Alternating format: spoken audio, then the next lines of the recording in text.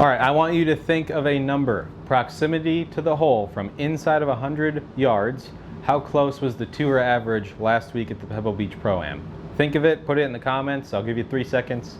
3, 2, 1. These guys are never as good as you think they are. I bet a lot of you thought with inside 10 feet, let's say. The tournament average this week in the PGA Tour from inside 100 yards was 34.5 feet.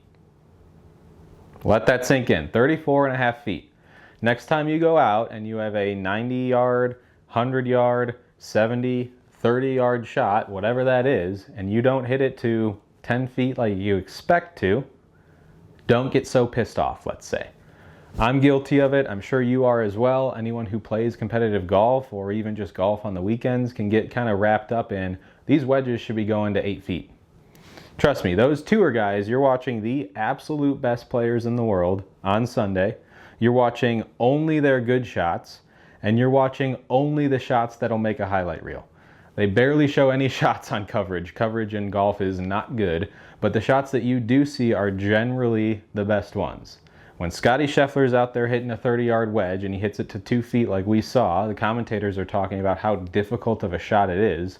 The average PGA Tour player is going to be more likely to hit that shot to 34 feet than they are to hit it to 2 feet. We're going to talk about some ways course management and technique-wise coming up here to how do I hit it closer. But next time you hit these shots or you play around or you're hitting wedges, just realize that it's a lot more likely that you're going to hit it to 30 feet or 40 feet or even 20 feet than it is for you to hit it to 5, 6, 7, 8 feet. Hitting these wedges into good spots where you give yourself makeable putts and hitting them consistently enough that you're gonna eventually hit one close out of luck more than anything is more useful to you than trying to hit every shot to 3 feet. If you put all the pressure on yourself to hit it to 3 feet with a wedge every time, you're gonna get pretty pissed off, you're not gonna enjoy the game, and you're gonna hit some pretty bad shots because you're trying to do too much. It's pretty common if you ask any competitive or tour player out there that if I hit a shot to 20 feet and it's just long on the pin and I have a makeable putt,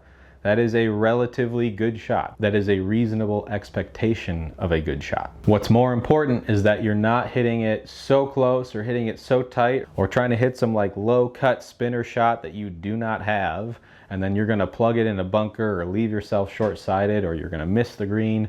Whatever that is, it's far better to manage your expectation and say, hey, if I hit at the middle of the green or I try to put this shot past the flag to a front pin, I'm gonna have a lower score at the end of the day, at the end of 4 rounds, and at the end of my season to reflect on my handicap, rather than, oh, I wanna hit this shot super close because it looked cool.